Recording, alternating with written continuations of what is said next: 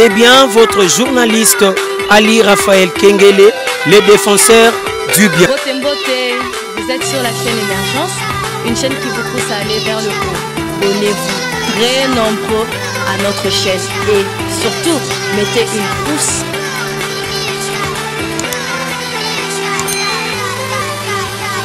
Awana Émergence One TV avec Saint Thomas Bukamona Bukakwikila par rapport à l'évangile. Mbote bandeko ya Émergence One TV. Baïbansu bazali kolanda biso na ngonga oyo, c'est vraiment un plaisir pour nous parce que tu qui vous allez ébélé liboso ya ba écran na bino kolanda chaîne oyo sepelaka nango mingi Émergence One TV. Et le loto kutani lisusu na émission oyo ezali na kombo ya Bonzambe.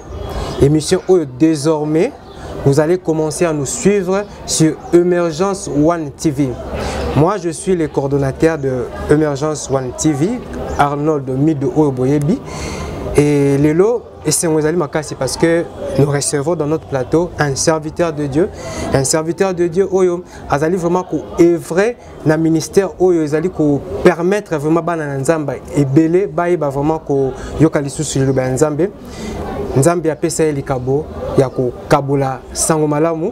Et la grâce wana lelo to ndimaki pe tozaki vraiment na souci wana ya ko partager na ye et ezali bongo évangéliste alimenta bongo yé ne tozali le na plateau na biso. Bonjour évangéliste alimenta. Bonjour frère Mido. Oui, et c'est moi ezali makasi lelo papa koyamba un serviteur de Dieu dans notre chaîne. OK. Et ça fait un temps vraiment public, il y a Émergence One TV, Bazalaki n'a besoin, n'a souci. Il y a un homme de Dieu qui a édifié Bango, pour répondre surtout à la préoccupation de Bango, Mingyo Bazalina Yango, concernant l'évangile de Jésus-Christ et concernant aussi la réalité actuelle où nous avons traversé la ville de Kinshasa. Et les sujets sont vraiment pertinents.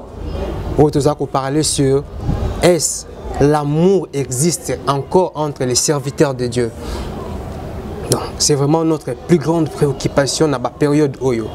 Nous avons makambu de gauche à droite, pasteur tel, salaki boye, église tel, le baki boye. Tous batté. Donc on s'est positionné comment?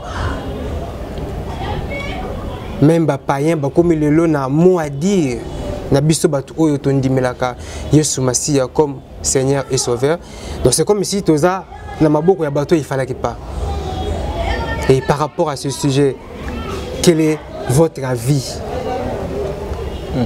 Mboka, paloba mboka wa yo papa. Merci beaucoup pour la parole. Je rappelle nazana sengo ya ko participer na émission oyo. Et surtout je me sens à l'aise lorsqu'il s'agit à Kolobela Mamanzambe. Surtout ça. Donc je suis vraiment à l'aise. Comme Jésus a dit une fois, à côté d'une femme samaritaine, atteignée pendant que les disciples batikakiye parce que zaya nanzala. Les disciples bakei kolokole loka kolia baye ba pesolo kolia habiter déjà na lié. Parce que pour nanga na sali oza volonté en Nzambe, volonté à papa na teli lo banzambe. Donc moi aussi je suis toujours dans la joie lorsqu'il s'agit de la maman Nzambe. Donc na pesi bino vraiment merci. Nzamba Pambola Émergence TV, à Pambola coordonnateur nango, frère Mido ainsi que bato nyonso au bazana simanaye Nzamba pesa bino boanya pesa bino mayele belé pour que émission to chaîne ezana succès makasi. Par rapport à la question de c'est vrai qu'ils ont ça la passe dans mon thème, mais mon temps attend la Bible aux années surprise. Et à la surprise parce que ils ont un signe à temps de la fin. Ils ont un signe à temps de la fin. Donc Bible ils ont le belabiso makambuana avant même toyo quand on a balabal. Donc c'est-à-dire que mon ensemble est solo. Pour attendre la Bible, donc on a surpris. Celui qui a surpris. Et puis quand on a balaba les autres lembisaye, moi je dirais que azam na mon ensemble nanté. aza mwana nzambe parce que mwana nzambe o atangaka Bible aza na molimo santo, il est déjà averti par rapport à tout ça. Au contraire, à réfléchir à qu'est-ce qu'il faut faire en tant que chrétien pour que tu continues toujours par la grâce de Dieu qu'on défendre le combat Jésus. Donc ce qui est très important. Et puis si c'est vrai que le Béza est-ce que Bolingo Penza entre Basal et Nzambe. Donc ce qui déjà Tolobeli si j'ai wana ce tobi total en Penza sur le plan biblique, dans le contexte biblique. Déjà entre Basal et Nzambe Bolingo Rozangate. Et là on a liboso yangwana. Entre Basal et Nzambe Bolingo Rozangate. D'où ce Bolingo et zangi entre Basal et Nzambe sont des scotos photo mituna. Est-ce que bango baza Basal et Nzambe a solo?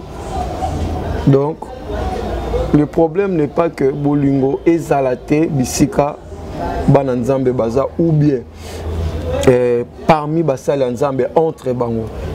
Mais le problème est que mutunio so oyo to bisika Basal et Nzambe baza et que Bolingo zate. Nous comprenons directement que oh baza na Bolingo te baza Nzambe. Donc nous comprenons directement que oyo baza na Bolingo te baza Nzambe te. Pourquoi? Parce que même la Bible excusez-moi, la Bible na Jean au chapitre 13 verset 34 tina verset 35 Bible le béni. Je vous donne un commandement nouveau. Aimez-vous les uns les autres comme je vous ai aimé. Vous aussi aimez-vous les uns les autres. Dans verset 35, Balobi, à ceci, tous connaîtront que vous êtes mes disciples. Si vous avez de l'amour les uns pour les autres. Oui. Donc, Christ a souligné bien. Abi, boye bage boza yanga. Ce besoin na bolingo, les uns pour les autres. Donc, quand il n'y a pas de l'amour entre les serviteurs de Dieu, quand il n'y a pas de l'amour les uns pour les autres, carrément, donc c'est ça la réponse. C'est ça la réponse. Ça, c'est vraiment une très très bonne réponse. Parce que un chrétien, armenaïe zali parole de Dieu. Un chrétien, c'est quelqu'un Oyo à tout moment en contact avec la parole de Dieu. Maintenant, la question qui se pose, est-ce que Oyo se comporter à l'encontre de la parole de Dieu? Tant la Bible était, tout la Bible, mais il se comporte mal, peut-être par sentiment na bango ou peut-être pas animé na esprit ni exactement, parce que jusque là moi j'ai des difficultés à comprendre, parce qu'un serviteur de Dieu Oyo te akabatu liboso. Et il est censé d'utiliser la Bible comme source d'inspiration. Mais maintenant, une telle personne, au moins, elle doit agir autrement par rapport à l'écriture. S'il faut le situer directement, un faux serviteur de Dieu directement, il faut te qualifier directement que c'est un faux serviteur de Dieu. C'est vrai que les gens ont des nuances, et là, il faut reconnaître que tout le monde est parfait. Surtout ça. Parce que j'ai toujours dit que la différence est entre les chrétiens et les païens. Les chrétiens auront plaisir dans les sommets. Les chrétiens auront bêtisa, auront bêta libaku. Pour mon côté, à souhaiter bêta libaku. Et malgré. Les chrétiens auront plaisir dans les sommets. Chrétien a médité, après méditer, rappelle les sommets. Mais quand il y a le rôle à mon bêti libaku, mais il doit se relever. Mais la Bible dit mon juge tombera, nous allons relever. Mais païen, c'est quelqu'un qui prend plaisir dans ma somme. Il demeure dans ma somme. Il a prémédité en haut. Même bien avant que nous ils s'en foutent parce que c'est un païen. Vous voyez? Donc, c'est par rapport à ça. Alors, ce qui est à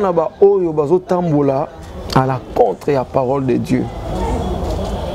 Et que comme il vit carrément, tu comprends que Baza Nzambete. Parce que ce que vous avez pasteur, bakangio na moi likambo moko mabe. Nous verrons ça par ton attitude. Attitude, il y a humilité. Bible Zolobani, que n'attristez pas le Saint-Esprit qui est en vous. Quand le Saint-Esprit est attristé, automatiquement celui qui a le Saint-Esprit est aussi attristé. C'est automatique. Vous voyez? Mais quand yo a soi-disant le Saint-Esprit, katina yo, au Salimabe, la Bible nous dit que le Saint-Esprit est attristé. Mais toi, tu n'es pas attristé. Nous avons un courage pour se défendre d'une manière ou d'une autre. On est comme sonne. Nous avons des belles dans la ville.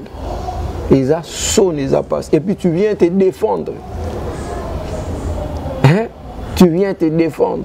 Mais un chrétien pareil, il nous dira que non, nous sommes au temps de la grâce parce que le Seigneur pardonne 77 000 fois qui combien 77 fois 7. 77 fois 7. Et il pêche, lobby azongeli lisusu. Bon, pour lui, nous sommes dans le temps de la grâce. Donc c'est comme si temps et la grâce, voilà, ça encourage les mal. Non, mais le problème est que les gens ont mal compris ce qu'on appelle le temps de la grâce. Le temps de la grâce, oui. Les gens ont mal compris la grâce. Grâce oyo et sali que oye ba Yesu obikisama nanzela makila Yesu. Grâce, même grâce au anande pesio pe makasi pour long pour dominer masumu. OK. Nous sommes sauvés par la foi au moyen de la grâce. Au moyen de la grâce, oui. Alors, tant au mutu, c'est-à-dire que mutazale na mabe, nzamba tali mabe na yote. OK. Parce que on dit Jésus comme Seigneur et Sauveur. Tu as accepté que Jésus a pris ta place. Hein? Nous étions tous errants comme des brebis, chacun suivait sa propre voie. Isaïe 53. Mais l'Éternel a fait retomber sur lui l'iniquité de nous tous. Vous voyez?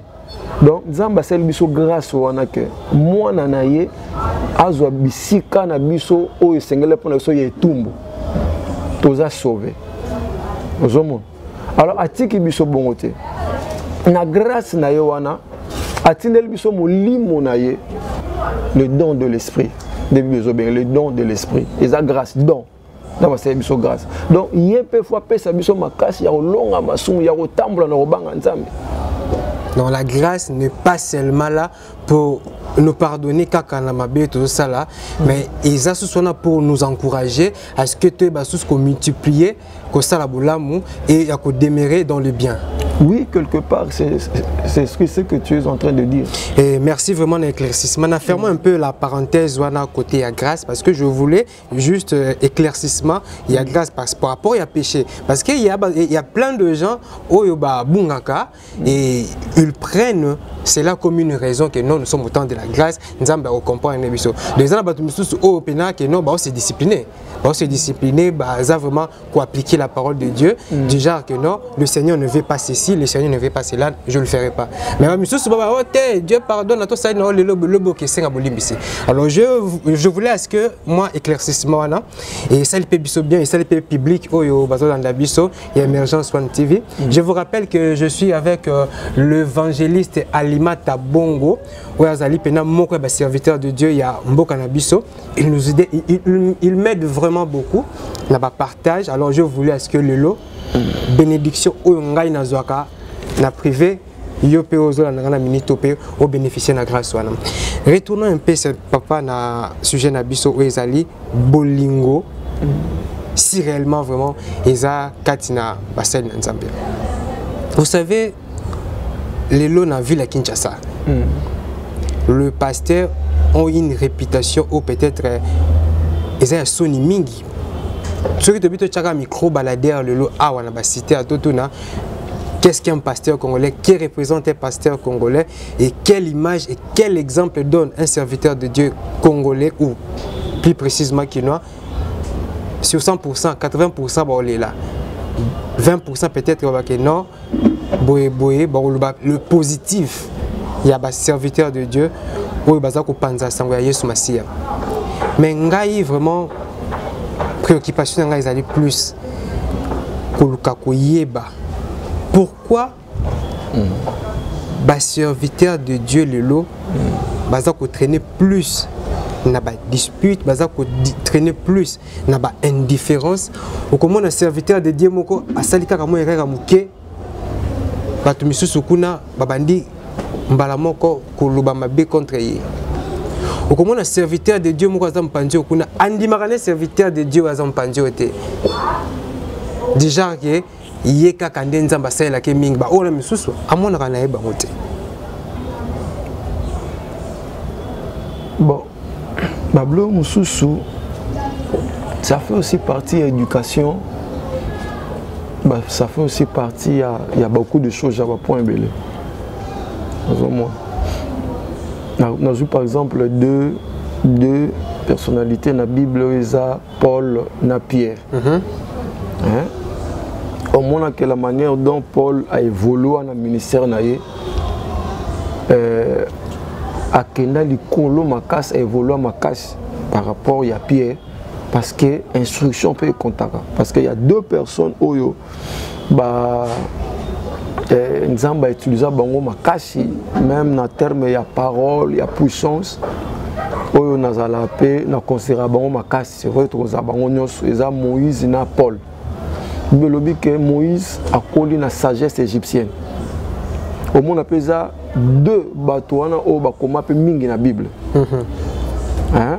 Au bakoma Bible na ba passer parce que Moïse tout le monde a livre Genèse, Exode, Lévitique, Nombre, Deutéronome et tout le monde appelle dans le Nouveau Testament Paul, épître belé. Épître belé oui. Une grande partie du Nouveau Testament comment. C'est un moment d'instruction. Donc c'est-à-dire que dans une éducation, éducation na yo besoin ndako. Ils ont passé mon le barbi onction so écoute mutumo za impoli, et comme c'est plus impoli. Ah bon? Non, et comme c'est plus impoli. Le tout ce qui a simbi mutamoni mutakoi amoni peut-être miracle. On les a ba grâce ba don ya ba miracle. Mais on a ba attitude moko, on a ba comportement moko boy oyo. Mosala nzambe nyonso esengeli afficher alakisa yango zomona Bible lobela biso ka ba don spiritualité. La plupart de nous les chrétiens lorsque nous prions ba penser na biso que na ba don spirituel. Pourquoi? Parce que tolinga toujours ko apparaître ba mona biso toza so kipendengeni surtout na biso ba congolais ba mona oza danger oza so kipendengeni ba kombe ko mo pesa ma partout. L'homme des miracles, l'homme des nini, mais tu as même que les Nzambe mutasala mamunyoso. Ils arabes don Nzamba pesibiso. Et puis, au moment que tozaka na ba don spiritualité, mais tozaka na ba fruit de l'esprit. Zomo, tozaka na ba fruit de l'esprit. Base, oui, tambu sakamwa na Nzambe, le 9 fruits de l'esprit. C'est très important. Et ça passe mon chrétien au bon de l'andan, ba fruit de l'esprit et bimaï mon isa makati na ye. Tolika charisme, ba miracle, ba prophétie et tout comme ça. Vous voyez? Et pourtant, ba miracle, ba prophétie, au coup dans le monde à ténèbres, ta banganga et pas mambo belé belé, mais ba fruit de l'esprit au coup dans Amen. Au coup dans d'ailleurs, les fruits de l'esprit, la patience, la amour, la bonté, la tempérance, douceur, exact. Donc, si tu as dit que musique est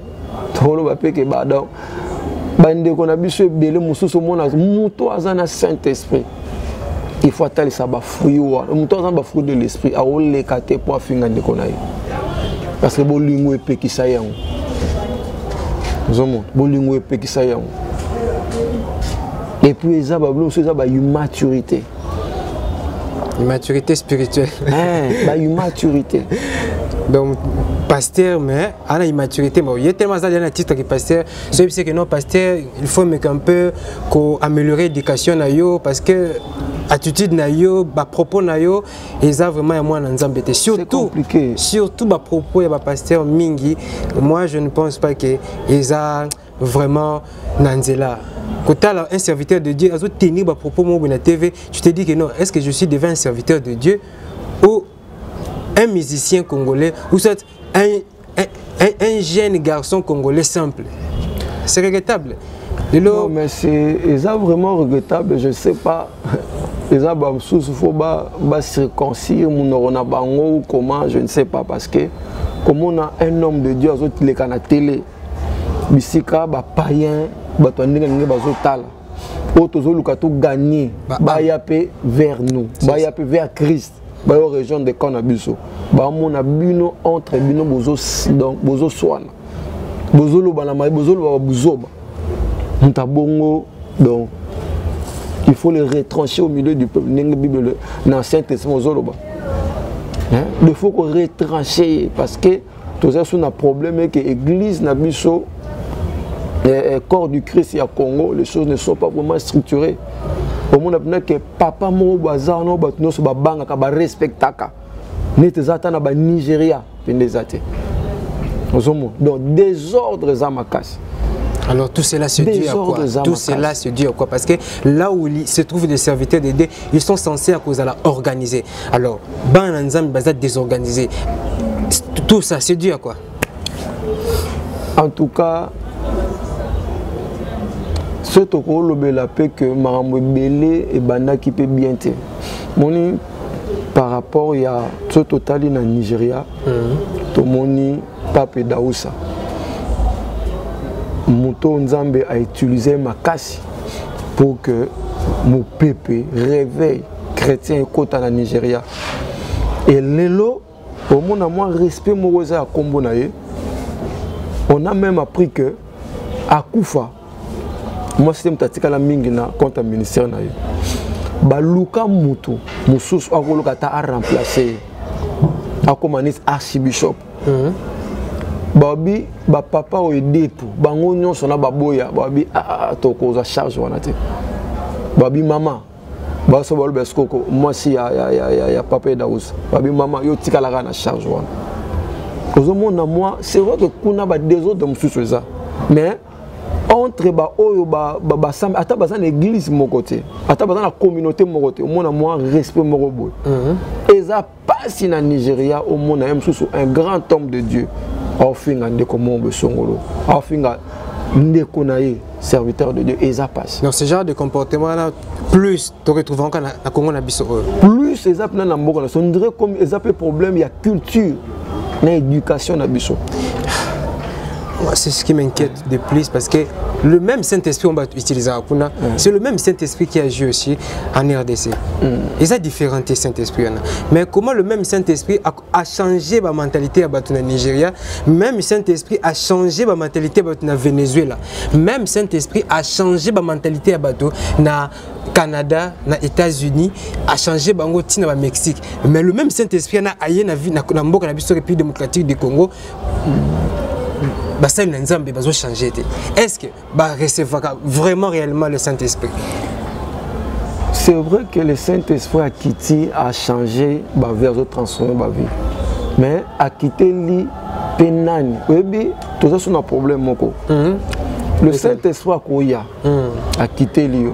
Tu as un appel pour que Nzambe a salé la yo. Moïse, lorsque Nzambe a bengi.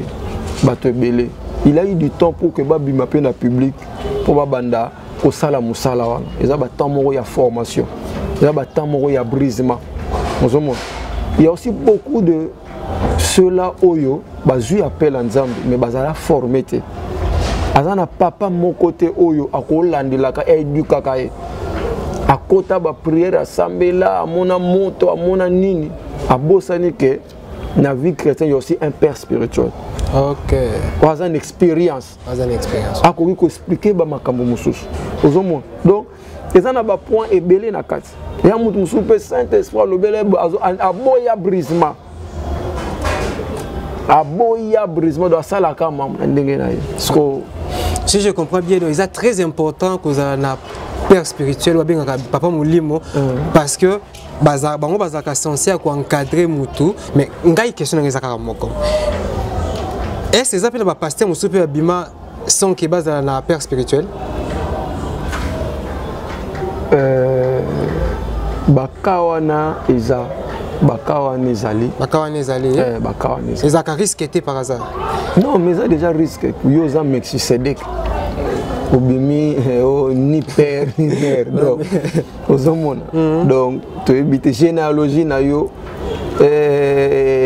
Donc, papa no molimo, église siko fanda, mo ba permanence. Donc, tout le monde a témoigné. Obima kakabo, le roi Melchisedec. Oyo ozui dim ya Abraham, au Pessie,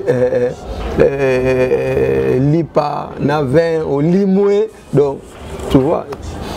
Bakawaneze belé, bakawaneze belé. Bakawaneze belé. Mutu musu soupe, azana père spirituel, mais père spirituel azo landele a aucune éducation, ta kimi abandonné père spirituel.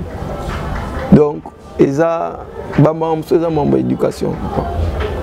Au monde que kawana eza kaka pona ba sala nzambe te. Au monde eza na ba domaine belé na mboka na biso. Et bato me baza libanda mboka. Oyebi réputation ni peut-être biso ba congolais to ça na pe ailleurs. Ozomo. Na ba te kezaka biso Congo, ba mboka musu pesa ba kawana. Mais par rapport à mam tozolo ba ke éducation est très importante. Pour la bisika moko bandi ozu batem bateyo lilo banzambe oyokaka olandaka. C'est très important. C'est vraiment important. Est-ce que ça vous est déjà arrivé au Vandi Liboso à la télévision, au tel un serviteur de Dieu, à zone d'Imani, un serviteur de Dieu congolais? Et c'est combien là? Oui, tout le monde les lois, nalanda kuto moko batunaye serviteur to église ni nyango na ko tanga malamu na mboka oyo. Abina monité, même na Kinshasa na monité à réfléchir, à remisa moko na Lubumbashi. Bon, na évité les gens na ba intention nini, ne loko nini, mais à mon avis, à mon humble avis, na mboka le roi RD Congo na Kinshasa, Zamba Rosanga ba vérité. C'est impossible. C'est vraiment impossible. Zamba Rosanga ba vérité, ba vrai baza. Et baza pe belé. À la grâce de bien que bah faut baleke belé parce que nzela oyo me marana lolo eza tellement nzela muke ozomon que oyo me marana perduction mais na Kinshasa il y a des vrais hommes de Dieu bosé na nzambe na ndenga bo solo o balingi Yesu o babanga Yesu baza ebele l'église pesa ebele et les gens bakoki ko bossa na te que église za non enlevé te. Ok, surtout ça. L'église en a enlevé. Donc, sur une église, moi, ressemble à la terre. Nous avons dit que l'église est belle. Le serviteur de Dieu peut baser belé à bien. Comme l'autre évangéliste Alimata Bongo, nous avons dit que non, il y a de vrais serviteurs de Dieu. Peuple de Dieu. Parce que cela devient une préoccupation. Comme on dit, moi, fardeau, moi, une église, par contre, regretter ma casse, c'est comme ici, bassin n'ensemble beaucoup basé sur te. Ville à Kinshasa, ils ont juste mouké, mais ils ont tellement plus de 10 millions d'habitants. La ville à Kinshasa. Alors, il y a plus de 10 millions d'habitants. Nous avons un serviteur de Dieu, Moura Malamouté. Donc, à ta nombre ya batu na mboka te mais azanzambe ba Paul ya génération baza ba Pierre ya génération baza ba Jacques ya génération baza donc basé belé ba donc basé ba Jean ya génération baza donc basé belé na rolo batoza belé na ngolo nzambe. Ba diacre Philippe ya génération baza. Bazali. Là, tu as dit que Nzambe baza tellement bien, ça peut mener et réservera toujours ba surprise. Il y a malamu pour na biso ba oyo tondimela kaye et évangéliste alimentaire. Il y a encore une question oyo eyelinga lisusu. OK. Binoza batu oyo bokambaka batu na ba église. Vous savez diriger une église, c'est pas une mince affaire hein. Parce que oza na ebele ya ba mentalité, ebele ya ba comportement ya batu. Oh yo il faut gérer bango selon vision on zamba pesio et selon la parole de Dieu. Ils ont mususu ça facilement la compréhension, mais il y a d'autres où baza ba comprendre les difficilement. Bon ça par exemple non, le pasteur a décrété un jeûne de prière pendant une semaine. Batu mususu ba respecter, batu mususu ba désobéir, mais bazo ya peka kapami batu oyo baza ko obéir. Yo zanzambe te pri babilo kande wana. Alors l'air makamba bongo esalemaka. Batu baza ko désobéir la parole, batu baza ko désobéir na ordre moko eza établi, et une fois pasteur ce qui a frappé, est-ce que pasteur a kozala mutumabe to pasteur a kozana bolingote à l'égard ya bandiminaye? Bon, ce qui est vrai, pasteur nano azalaka plus na contrôle ya bandimi ba deran église oyo to benga communément ba équipier na ba membre moko penda effectif o ba se confier ba yaka penda mingi pa pasteur. C'est ça. Et puis toyeba que gestion église eza facile. Eza facile. Ce totaliga même comme Moïse maramba mona naba na Israël. Donc les a facilité. Mais eloko moko eza ya solo église eza ya mutu te eza nzambe. Nzambe ya pesaka mutu nyonso ba capacité ba grâce o esengeli par rapport à mission na ye. OK. Donc so nzambe apesi église a munene na bato moko soki pe compliqué o ba yara mingi na église donc nzambe apesi ba grâce wana pe ko sala que église a la bien gérée, bato ba la bien gérée. Donc et puis un homme de Dieu il loko ya sala ka ebiga que église wana eza Yesu. Quand il y a un problème azonga ke pa Yesu. Yesu église na yo, Saint-Esprit. Église Kambamaka. C'est vrai que pasteur Hazard représentait à Jésus une église locale. Mais l'église Kambamaka pas Saint-Esprit. C'est ça. Yango moni. Bien que Jésus a recommandé à ses disciples que ne bati à liloba nzambe. Apesi bango ba ordre. Mais ainsi bango lo moko. Abibo kende. Kosala quoi que ce soit. Voilà, on a interprété. Mais alobini abi boze la molimo mo santo aya. Ce qui molimo mo santo aye. Vous comprenez qu'après avoir reçu le Saint-Esprit, les apôtres, les disciples, les bima, et puis au monde que l'église est d'une manière officielle dans le moment. Donc quand tu as le Saint-Esprit va t'aider dans ma cambounion ce qu'il y a en église. Parce qu'il est le tout-puissant et il est Dieu. Donc, problème est le Saint-Esprit. Jésus-Christ est le maître de l'église, il est la tête de l'église. Mais le Saint-Esprit est le maître dans l'église. C'est lui qui dirige tout. Au monde Saint-Esprit,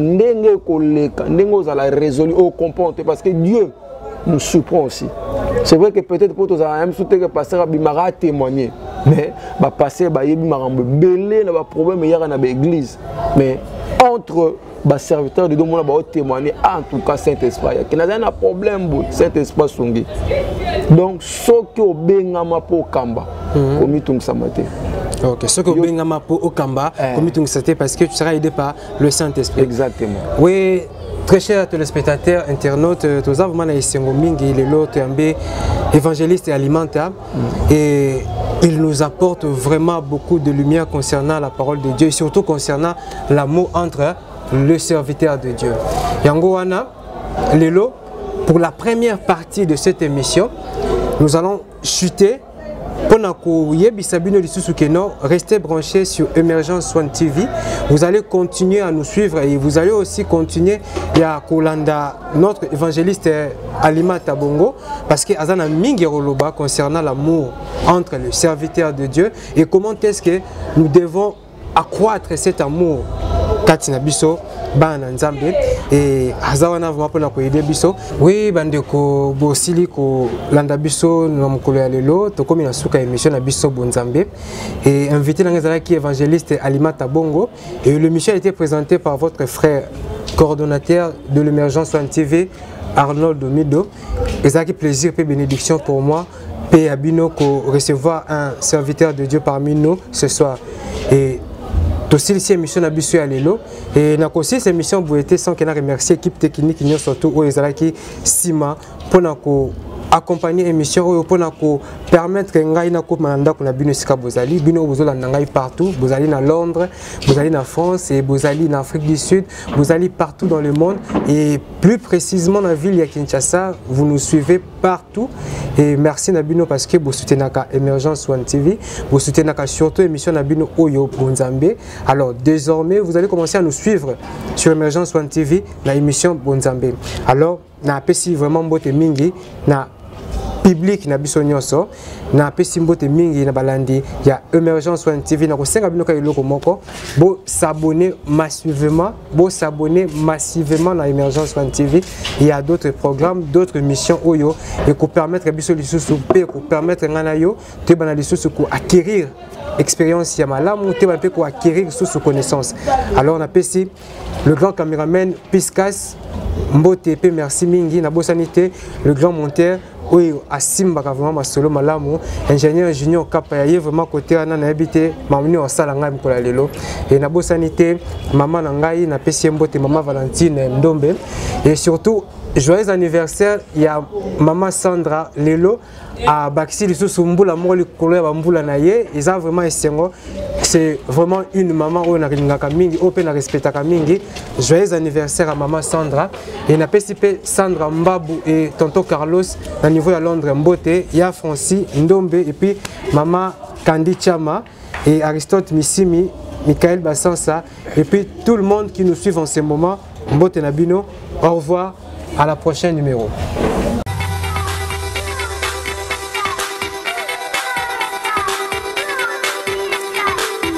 C'est bien votre journaliste Ali Raphaël Kengele, le défenseur du bien. Mbote Mbote, vous êtes sur la chaîne Émergence, une chaîne qui vous pousse à aller vers le haut.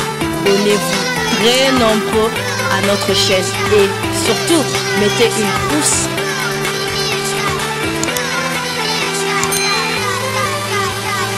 Awana Emergence One TV avec Saint Thomas Bukamona Bukakwikila par rapport à Évangile.